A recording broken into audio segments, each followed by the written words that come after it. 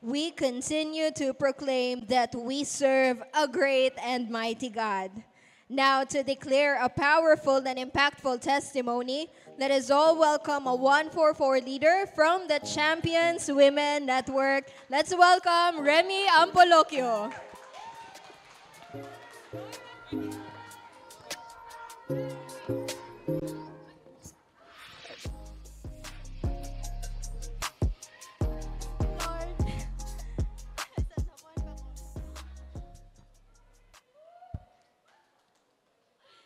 Thank you, Lord. Thank you, Lord. Good morning, everyone. Madunggan ako. Kalbaan ko. Thank you, Lord. Ang background music, no? Mamay nagsugod, nagban ako. Bitaw, before I start my life testimony on how God impacted my life. Yes, thank you, Lord. I want to thank this opportunity sa atong senior pastor, even wala sila diri. Thank God for their life, for giving me an opportunity to share my life testimony with you guys. And of course, to the Lord. Thank you, Lord. Kagwapa ba? Charot. Yes, thank you, Lord.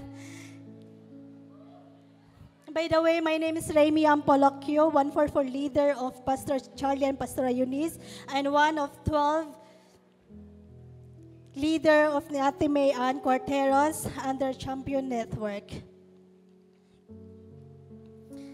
My life before I knew Jesus Christ was messy and without direction. I experienced being hurt, shamed, betrayed, rejected, and broken in every aspect of my life. I know God truly exists, but I don't have any idea who He really is, especially sa akong life. Wala pa ako'y kanang real nga relationships kang God. Nagdako ko nga my heart is full of hatred and disappointment sa akong parents o sa uban akong igsuon. At the age of 9, gibilin mi nila sa akong auntie because they work abroad. Since wala ilang presensya while I was growing up, I don't feel my parents' love. I was constantly seeking validation from other people og nangitag kalipay sa gawas. At the very young age, nakatuon nag-inom-inom, naka-enter sa mga wrong relationships. Permi ko nagasimba sa una, simba-simba lang tungod kay na dito ako mga barkada og para makataka sa mga sugo sa akong auntie. Nag-serve sa church as a choir pero after that makigtapok sa friends kay mag-inom. When I was 20, naglahi mi sa akong manghod for some reasons. Nahimo kog breadwinner for almost 10 years. Nahimong sales lady, online seller, and home baker. Nakatry-sap ko na himong agent sa online gambling with my ex-partner. Nasilaw sa dinagko nga kwarta, if unsa nga akong gusto makuha dayon ako. Laag miskan asa, palit og mga butang nga feel na ko makasatisfied sa ako. Halos kada adlaw mag-inom og maglibre sa mga friends just to please them. But God humbled me. He took the things and people I thought would bring me happiness and contentment. I met God when my life was in the middle of chaos, in my darkest moments when no one else was there. Last year, I almost ended my life. Wala na ko kabalo kung sa akong dapat unahon. I faced heartbreaks, betrayals, family issues, and even financial struggles that left me mentally drained and emotionally exhausted. I was so burned out from everything. I even blame my parents for giving me such a miserable life. I often ask myself, why do I have to suffer from my parents' chaos and lapses as if it were mine to fix? And I wanted to prove them that I could handle life on my own. I was too proud to admit that I needed God and too arrogant to ask His help. It's the first time that I need to admit that I don't know what to do. After how many years, I open and read the Bible. Nabati na ko ang presensya ni Lord. The Lord become my strength and refuge. It's easy to grow in hate and in resentment, but during that time, I learned to forgive. In Colossians 3:13, Bear with each other and forgive one another if any of you has grievance against someone. Forgive as the Lord forgave you. Gipasaylo rapuday ko sa Ginoo. I forgive those people who hurt me, betrayed me, and took advantage of me. Just like everybody else, I'm not perfect og nagkamali sab ko. Before I keep on asking God, nganong ako pa man, Lord? Sa kadaghan na mo magisuon, nganong ako pa man ang nagdala-dala aning makasakit kabugaton sa mong pamilya. But in John 13:7, Jesus replied, "You don't understand now what I am doing, but someday you will." At first, I thought God punishing me, but He was actually disciplining me to refine and develop my character and even change my perspective and draw me closer to Him. Now, I knew God let that heartbreak and betrayals happen and for not answering my questions and prayers right away because He wanted me to trust and lean on Him. I'll never know what true faith means until God takes away almost everything I have. I have to start all over again. But I have to believe that He will replace everything I've lost with something so much better. In that situation, God showed me that He's bigger than any problem I face. I am His child, and as my Heavenly Father, He was waiting for me to call upon Him and for help and surrender my life. Last year, I made a life-changing decision that truly changed everything in my life. I decided to join my two sisters diri sa church. Dili pa ko consistent ato nagasimba from July to September. At least once a month ko nakabi sa Sunday Cell celebration. Kay lagi, mas yuna pa na ko ang makig-inom o mulaag with friends. But because of their faith, I am one of their answered prayers. Thank you, Lord. On September 25, 2024, I totally accepted Jesus Christ and received Him as my personal Lord and Savior with the help of my beautiful network leader, Ate Mayan Cuarteros, my spiritual sister, counselor, and mentor at the same time. Ate, thank you for always listening sa akong kadramahan sa life. I'm such a OA. And also my spiritual guide, Ate Jenna Faye, thank you for your words. And I'm blessed to have the guidance and discipline of Pastor Charlie and Pastora Eunice. Wala ko naanad o correctionan o guidance from my parents since naa sila sa layong nagdako ko sa mong antias, masinupakon o gahig ulo. In Hebrews 12:5-6, and have you forgotten the encouraging words God spoke to you as His children? As He said, "My child, Remy, don't make light of the Lord's discipline and don't give up when He corrects you.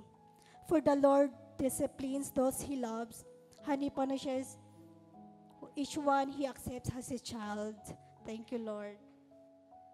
Nabaguhan ko kay first time na ko naka-feel og manghod og anak ko since I am a breadwinner sa amoa. And of course, daghan giayos and willing ko magpaayos kay I know it is for my own good. My heart is happy because there are people nga gigamit ni Lord nga mo guide ug mo discipline sa ako. I'm amazed sa gibuhat ni Lord sa akong life because He brings people nga mo helps ako to grow not just mentally and emotionally but in all aspects sa akong life. To bring me closer to God and to strengthen my faith, not just me but sa ako sa mga manghod and parents. In Hebrews 12:11-13, no discipline is enjoyable while it is happening. It's painful. But afterward, there will be a peaceful harvest of right living for those who are trained in this way. So take a new grip with your tired hands and strengthen your weakness. Mark out a straight path for your feet so that those who are weak and lame will not fall but become strong. Thank you, Lord. Who would have thought that Remy last year, same day, August 24, 2024, was at a bar in Siargao drinking myself to death with my friends because I was so lost and heartbroken. But now I'm here standing in front of you, sharing my life testimony of how God loves and grace has transformed me. If tanawon lang na akong self before, akong life before, I can't imagine how the Lord saved me and rescued me. It is not because of my skills and abilities that I am here or what I am now, but because of God's grace and faithfulness. Thank you, Lord. Ephesians 2:8-10. For this grace you have been saved through faith, and this is not from yourselves. It is the gift of God, not by works, so that no one can boast. For we are God's handiwork, created in Christ Jesus to do good works, which God prepared in advance for us to do. Miskan sa kagahi sa akong ulo, and masinumakon before, wala ko niya gipasagdan o gibiyaan. He started revealing purpose behind the pain, and today's struggles are for my tomorrow's growth. In Romans 8:28, and we know that in all things God works for the good of those who love Him and for have been called according to His purpose. I was once lost, but now I am found. Para mi na ako makadungugan before, but I felt more unreal now. Thank you, Lord.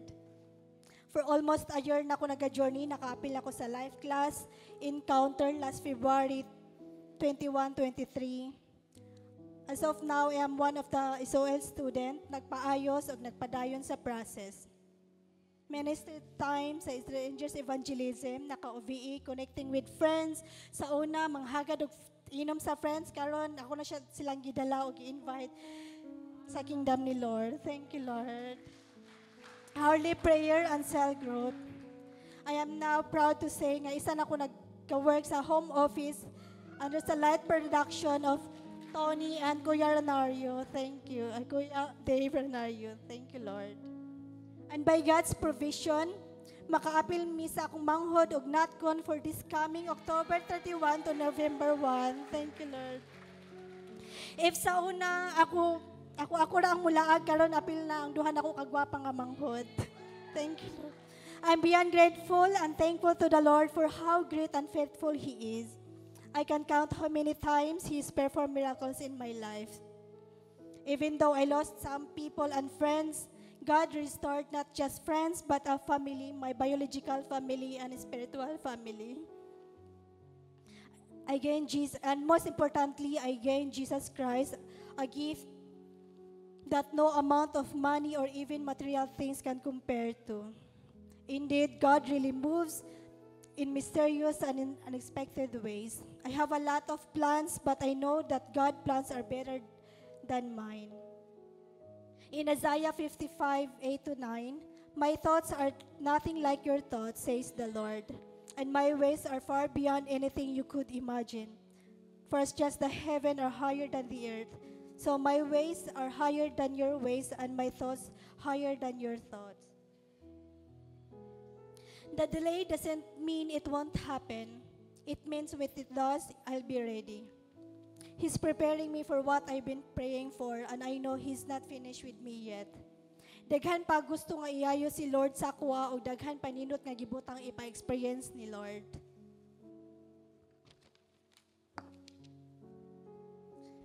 Thank you, Lord.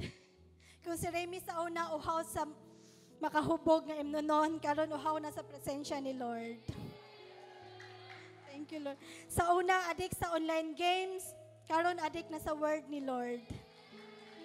Sa una, every time nga nay gusto, diretso na dayon buhaton nga way pagduha-duha. Pero karon, for every decision I make, I seek God's wisdom and guidance first. Sa una, every time nga nay kwarta, iinom o ilaag. Pero karon, tithes and offering is my first, and naka-first fruits na sab ko. Thank you, Lord. Sa una, nagsalig sa own nga kusog o pagsabot, pero karon in any situation, totally dependent na kay Lord. In Isaiah 43:18-19, but forget all that, it is nothing compared to what I am going to do. For I am about to do something new. See, I have already begun. Do you not see it? I will make a pathway through the wilderness. I will create rivers in the dry wasteland. Truly, God knows what's best for me. He can give me what I need if I learn to surrender everything to Him and allow Him to take control. He saved my life from darkness to light and from selfish living to selfless life. Only in Him do I find joy that doesn't depend on my situation, joy that gives me peace, joy that brings healing, and joy that reminds me I'm loved, I'm chosen, and I'm never alone. Thank you, Lord.